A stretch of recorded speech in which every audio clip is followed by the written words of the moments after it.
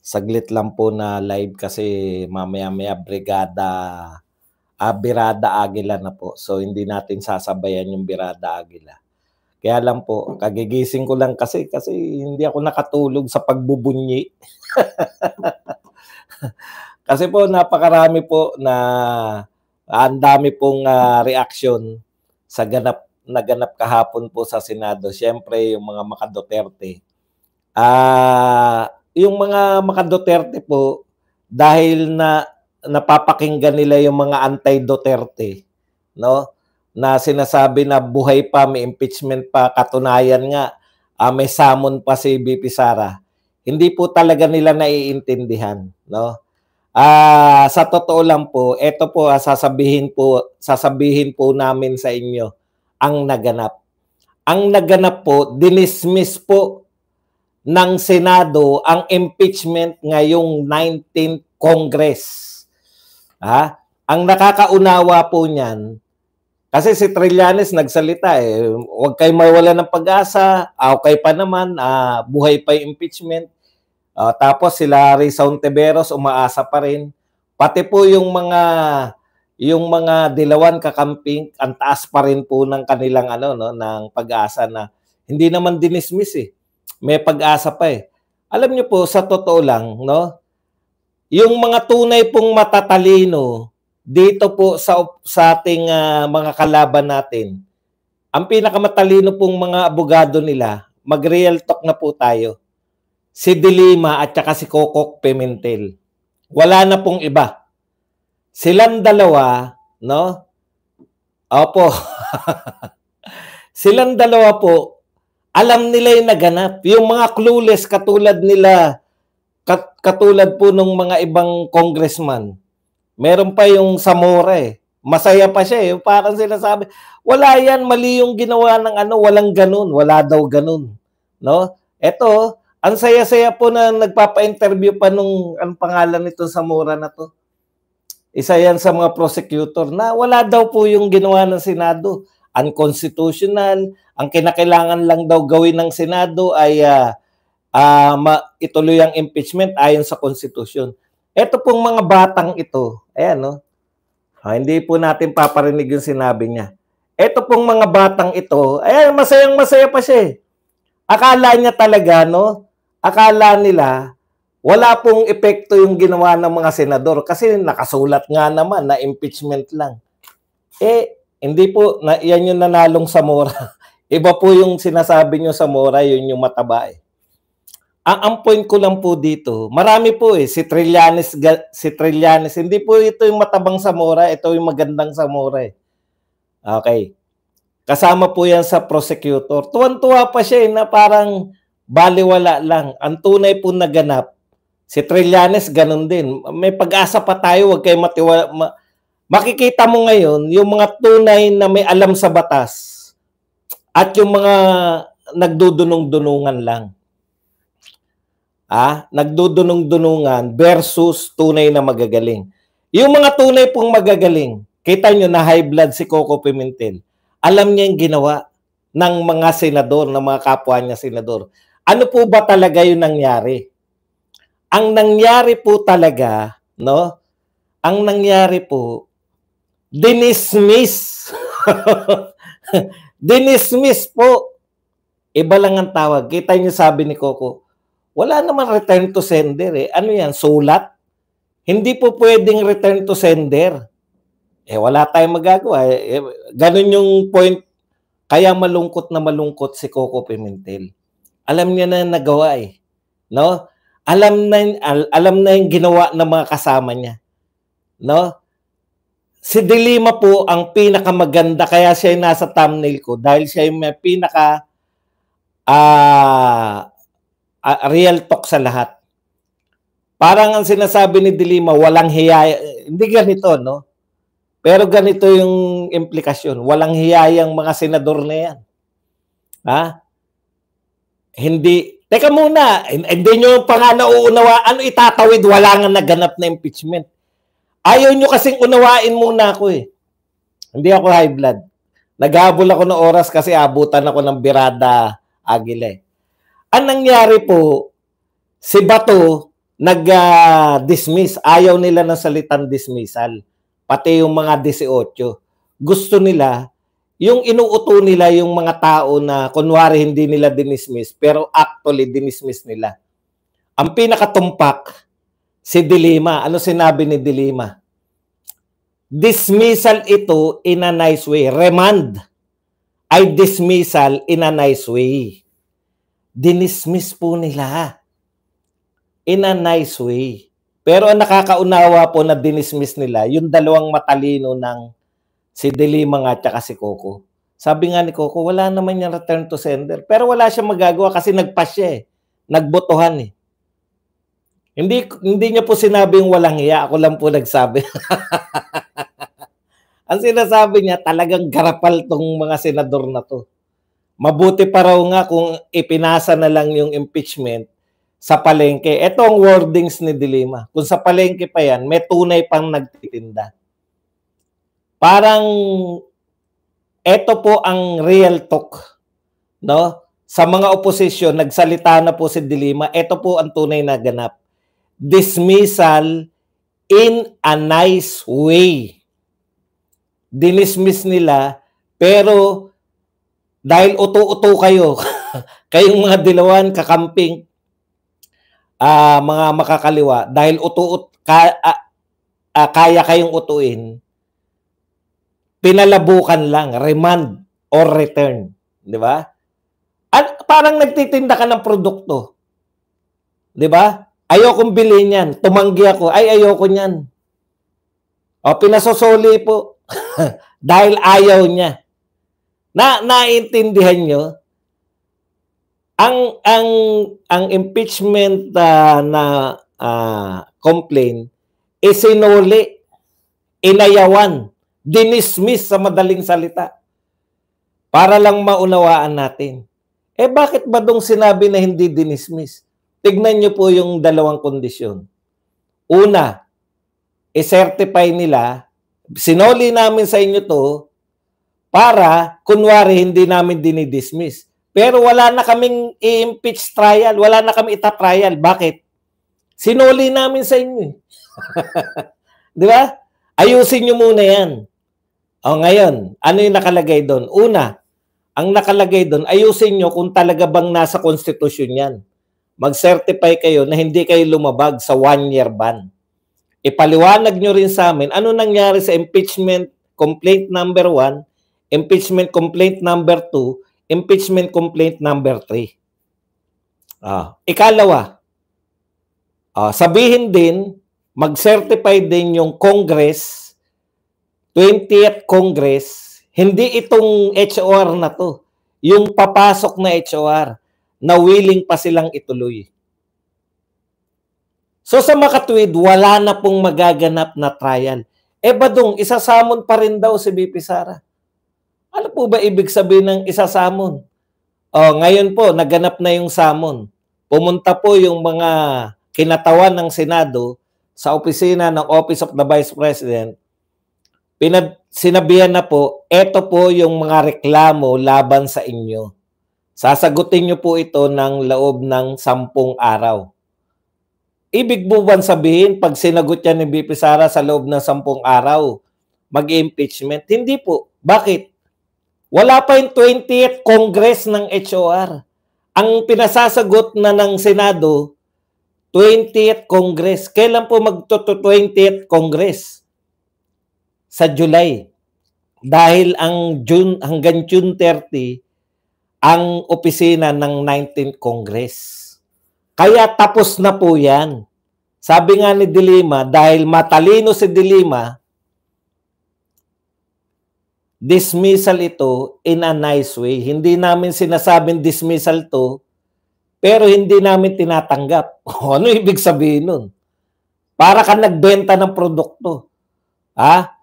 Hindi ko to bibili, hindi ko direktang sinasabi hindi ko to bibilin, pero isinusoli ko ito. Kasi may nakikita ko, may tas. Hindi niya sinabing ayokong bilhin yan. Isinusoli ko lang sa inyo to. Dahil may nakikita akong mga tas. Pero hindi ko sinabi pag sinoli niyo yan, bibiling ko na. Walang assurance yun. Kasi 20th Congress na. O, ngayon, yung tanong kanina, tatawid ba yan? Paano tatawid? Hindi nga nasimulan. Ibig sabihin, pagdating ng 20th Congress, siyempre, ito na kagad yung mga congressman. Ito na po, magpapail na kami. Ano yung papail nyo? Kasi sabi ng 19th Congress, sila pala nagsabi nung 20th Congress na kami. Ano man ang sabihin ng 19th Congress, pwedeng kilalanin at pwede rin hindi kilalanin ng 20th Congress. So tama si De Lima at saka si Coco Pimentel. Yun talaga yun. Ang naganap, dinismiss. Matalino siya kasi naunawaan niya. Hindi siya tuwan-tuwa katulad nito na Zamora. Maganda pa naman si Zamora. Maganda ka pa naman, tuwan-tuwa ka dahil wala daw yun. Wala daw yung ginawa ng Senado. Sino magsasabing wala yun? Yun na nga pinatupad. Paano mo sasabihin na wala lang yung sinabi ng Senado? Yun na nga pinatupad.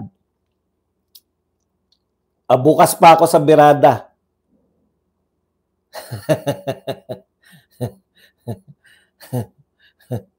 Kaya si Alan, si 10K, boy 10K, kahit hindi pa namin nakakalimutan yung 10K mo, approve ka sa amin.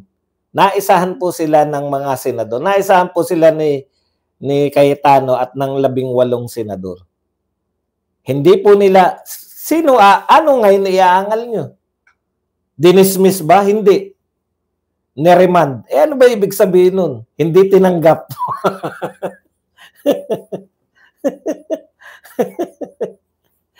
Pinasoli. At may kondisyon. May nagtanong, di ba, si Grace po. Sabi ni Grace po, pagbabukas, sinuli kagad ng House of Representatives, tuloy pa yung impeachment. Tsaka ako nasasagutin niya, sabi ni Jesus Cordero. Hindi maunawaan ni Grace po na yung pinagbotohan nila, sila nagboto 20th Congress na yung magsosoli, hindi yung 19th Congress pa rin. Para pati po tayo, hindi tayo nalilito. Di ba? Dapat alam natin yung naganap. Return to sender po. Pero ang kondisyon, kung ibabalik nyo po yan, hindi na kayo magbabalik yung 20th Congress na. So wala na magaganap ngayon na impeachment trial hanggang June 30 kasi hindi naman kay 20th Congress eh. Ang magsosoli na sa amin yan, 20th Congress na. Kung itutuloy pa nila yan, 20th Congress na. Halimbawa ba dong? Opo, napaikot sila. Kita nyo yung hindi matanggap? Hindi matanggap ni Joel Villanueva, kaya nagalit si Robin Padilla, di ba? Gusto na manapak. Hindi matanggap ayaw kasi eto kasing mga politiko natin, mahilig to sa mga ikutan ng salita. Cayetano, Chis Escudero, Joel Villanueva, Gatchalian, Mig Zubiri, mahihilig yan sa mga ang mga Duterte lang naman ang mga tapat diyan eh. Yung gusto naming i-dismiss. Kaya nagpapail kami, I move for dismissal. Di ba? Sabi nung mga gusto ring ma-dismiss, pero ayaw na sabihin na dinidismiss. Baka may ibang riyan, merong, kaya ini-insist ni Cayetano na teka muna, nasabi, nabanggit ni Bongo na willing siya na i-modify. O hindi nga i-modify, mag-ano siya. Willing siya na, ano yung right term doon? Yung babaguhin yung dismissal. Tawag lang po. Ang tumpak po na analysis sa naganap, yung galit na galit si Coco Pimentel na sinasabi, bakit i-amend? Diba? I-amend na ayon kay Bongo, i-amend eh. Ang tigas ni ang tigas ni Bato. Hindi. Gusto ko ma-dismiss. Nanawagan na recess muna. Kinausap si Bato. Dismiss din yan. Babaguhin lang natin ang pangalan para malito si Risa Hontiveros.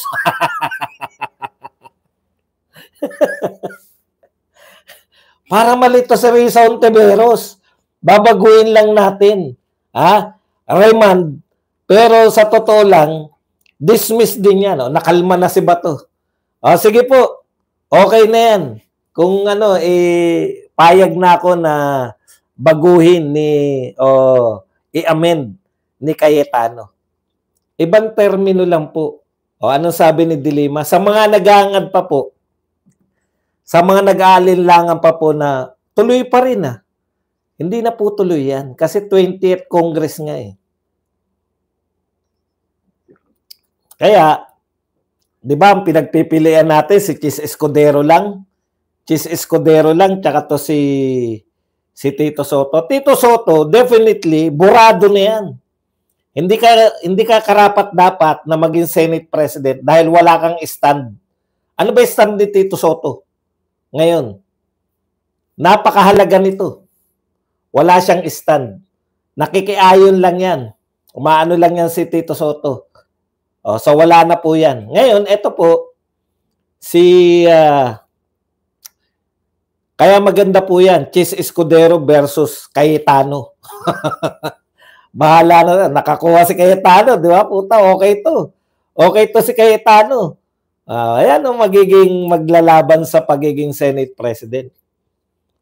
Mahusay naman si Cayetano, kaya lang hindi mo talaga balimbingin yung mga Cayetano. Kita mo si Cayetano, Pia, tumakbo kay Marcos. Kasi sila, mga yan kung saan papabor. Bakit sila ngayon? Ngayon, ang susunod na tanong. Hanggang alas 2 lang tayo kasi birada agil Ang susunod na tanong, mga kapatid, bakit 18 ang sumuporta? Ang dami naman. Dati namang hindi supporter ni Duterte ang mga yan. Bakit ngayon ang daming sumuporta? Di ba? Yan yung sinasabi ko sa inyo na game changer yung 2025 election. Nakita po ng mga senador, tandaan po ninyo, marami sa bumotong senador, tatakbo po yan, kung hindi man mas mataas, tatakbo po sila re-election sa 2028. Nakita nila, 0 sa Visayas at Mindanao, walang boto sa Visayas at Mindanao, yung mga kumukontra sa mga Duterte. Dati, hindi po sila pro-Duterte. Survival po to sa mga matatalino. Ano ibig ko sabihin? Nakita na nila Ang pinakamagandang halimbawa, si Tol. Tol, kamusta ka na, Tol? Di ba? Yan yung buhay na halimbawa nila Mahirap bumangga sa mga Duterte pag tayo ay re-electionist. Kaya po naging 18.5 yan, hindi dahil maka-Duterte ang mga yan. Kaya 18.5 po yan, yung 18, yan nga po yung mga pagiging politiko nila. No permanent enemies nor friends. Only permanent interest. Kinakailangan nilang manalo sa 2028. Nakita po nila, nakita po ng mga senador na ito, grabe pala. Kahit ang pangalan mo pa ay Ramon Revilla, kahit ang pangalan mo pa ay Binay, kahit ang pangalan mo pa ay Pacquiao, pag ikaw pala ay bumangga sa Duterte, ang tendency mo, talagang pahirapan ang pagkuha ng boto sa buong Mindanao at buong Kabisayaan. Yan po yan. Kaya sabi sa inyo, importante tong boto natin. Kaya tayo nananawagan ng Duterte. Kaya tayo nananawagan ng Duterte plus 2. Yung pag-endorse ni BP Sara kay Amy Marcos at saka kay Villar, crucial po yun Kita nyo, 5-5. Di ba? O ngayon, sino ang makakawawa dyan? Kung balak pang tumakbo ni Grace po sa 2028, si Binay okay na dahil mayor na. Mayor naman siya. Natatawa ako kay Binay, sabi sa news, ginawa raw siyang parang Nazareno ni Jinggoy dahil sa robe. Poong Nazareno. Yung itim na sabi ko, walang yato mga media na to. Itim na Nazareno si Binay.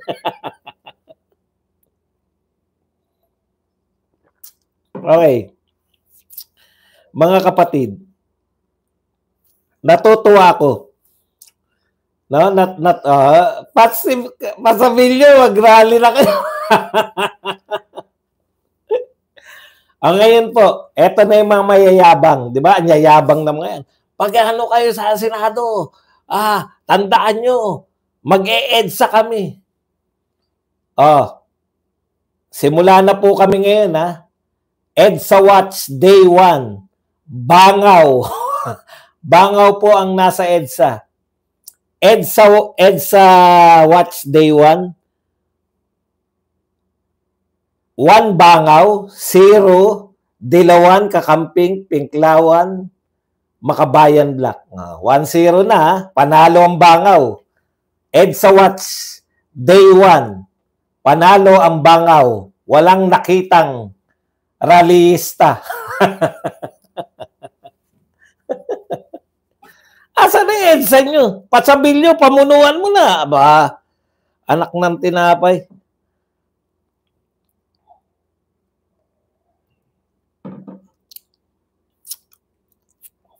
Pinagtatanggol mo ba si Nancy Binay?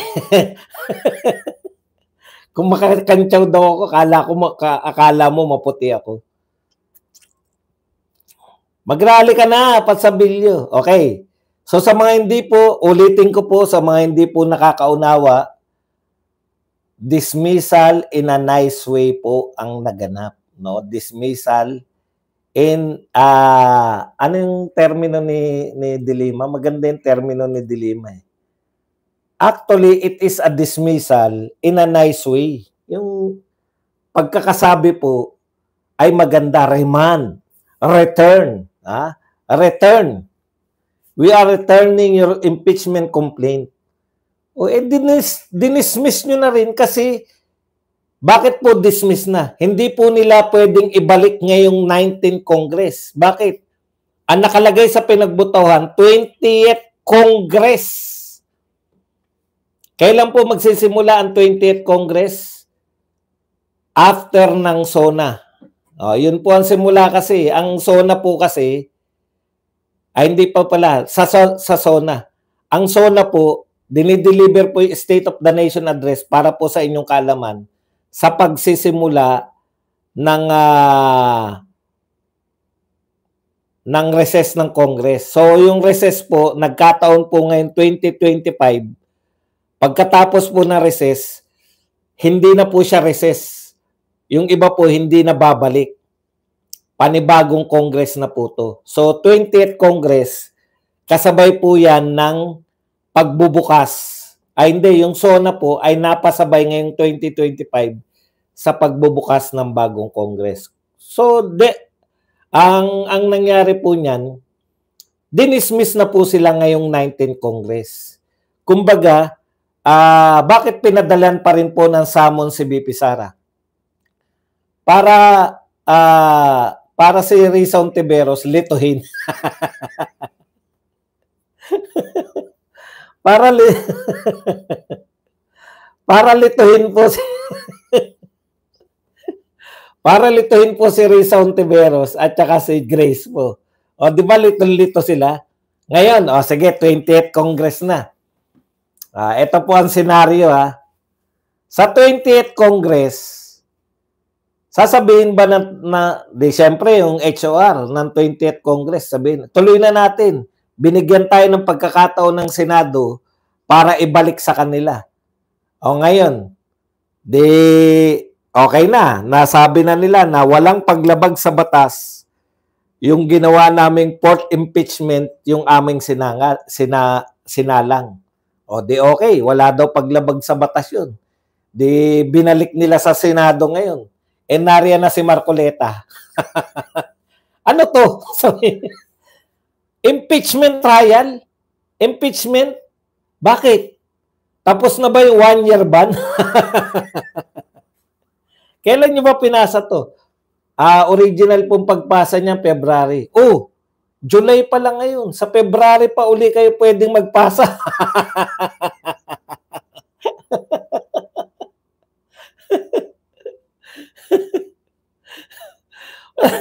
Wala tayong magagawa. 1 year ban yan. sabi niyo sa Senado, ano sabi niyo? 19th Congress yun. Ang 19th Congress, hindi na to 19th Congress, 20th Congress na to. Wala kaming pakialam, kung anong ginawa nila sa 19th Congress. Pwede naming ituloy yan kung may nasimulan. Yung nagsasabi po na tatawid. Ano itatawid nyo? Wala nga sinuli nga. Pwede pong tumawid yun. Totoo yun, di ba? Pwede tumawid. Halimbawa, ganito po. Kasi sinasabi nila, nagdiskusyon, ang haba di ba? Ang daming binasang mga sa kaso ni ganon. Ang dami nilang kaso. Ganyan ang mga abogado magsasite ng mga kaso sasabihin lang ni Marcoleta, ano ba tatawid nyo? Hindi nyo nga nasimulan. Di ba sinuli nyo? Sinuli nyo nga ano yung tatanggapin namin? Wala kaming tatanggapin mula sa inyo. Bakit wala kaming tatanggapin? Dahil sinuli nyo Sinuli ninyo sa House of Representatives. Ano yung itutuloy namin? Wala kaming itutuloy. Bagong Congress na to. Kung kayo nasimulan nyo sana, pwede namin pag-usapan, itutuloy ba natin yung nasimulan nila? Kung yung nasimulan nga, ito real talk to Kung yung nasimulan nga nila, pwede namin tablahin Kami 20th Congress na Senado. Pwede namin sabihin, ayaw namin yung sinimulan nyo. Ang pangit. Ang pangit na sinimulan nyo, ayaw namin sundin. Yung pa kayang itutuloy namin, yung hindi nasimulan. Ano po ang itutuloy ng Senado sa July? Wala namang nasimulan. Ang nagawa lang po nila, nagsuot na robe. Hindi nga nagsuot si Amy. Si Robin. Lalo na si Cynthia. Puta, talo na nga ako pag susuotin nyo pa ako niyan. Di ba? Hindi po mas nasimulan, therefore walang itutuloy. May mga nanonood sa atin na mga senador. Baka maka-influensya tayo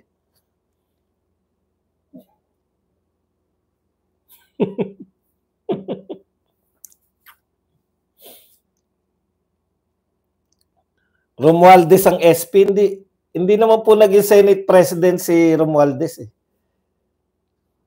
yun po ang tunay na naganap, no? Kaya po ang galit na galit, yung mga nakaunawa, yung mga clueless, anong mangyayari? Yung mga ngayon, ang ginawa sa inyo, nilito kayo, nagpalito naman kayo, tuwan-tuwa pa kayo. Bakit tapos na babadong? Dinismiss ba? Hindi naman dinismiss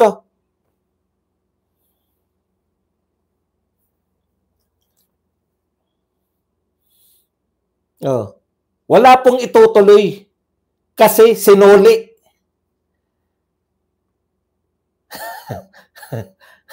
Ngayon ang question, ang yabang na mga yan di ba? Oy, Contreras, ikaw ang mayabang na Hyderian, Contreras, sino pa ba yung mga ungas na narito? Asan na EDSA nyo? EDSA Watch kami EDSA Watch, Day 1, Bangaw, 1 point, Ralista, 0. 1-0. In favor of Bangaw. Walang nagrally. Bangaw po ang nasa EDSA.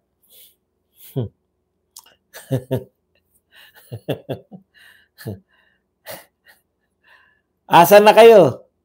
Yung mga nagsasabi na iiyak si Badong. Mac, asan ka?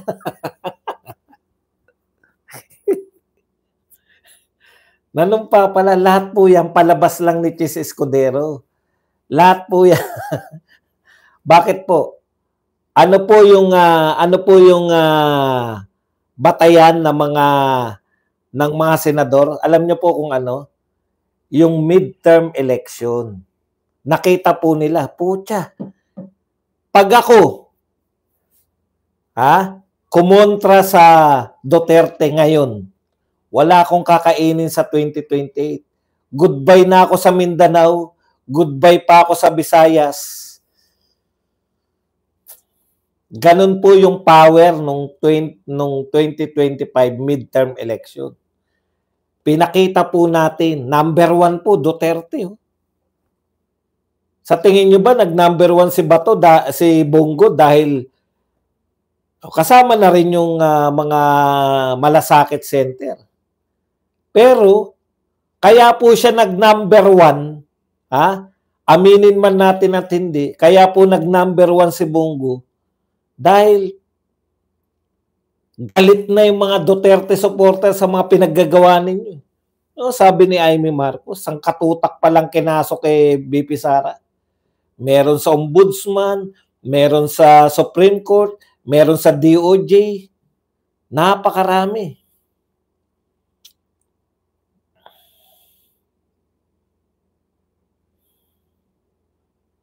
Mga pare at media, asan na yung panawagan nyo ngayon?